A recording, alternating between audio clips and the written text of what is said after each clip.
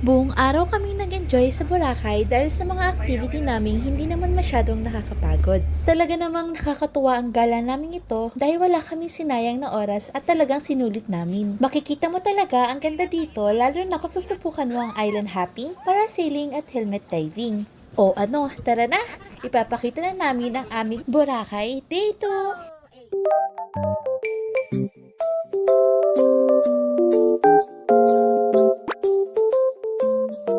Bumangon kami ng maaga para makapag-breakfast at makapag-prepare sa island hopping. May free buffet breakfast nga pala ang room na inabil namin. At sa sobrang daming pagkain, pati pang tanghalian ata, sinulit na din namin. O ayan, ready na ang starter pack namin para sa island hopping. Anyway guys, para sa mga nagbabalak mag-travel at hindi ma-hassle, dito nga pala kami nagpabook. Boracay Tours and Services ang pangalan ng page nila.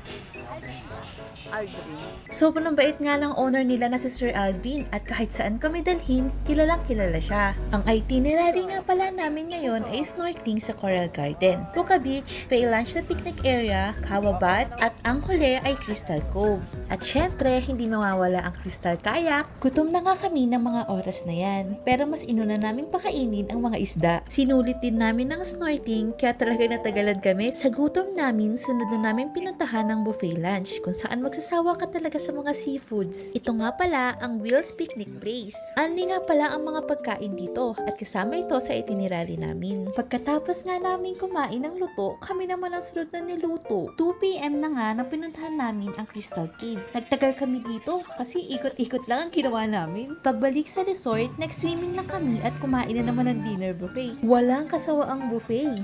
Cheers para sa masaya at sulit na gala at thank you Lord na kaya naming puntahan ang ganito kagandang lugar. Hanggang sa muli!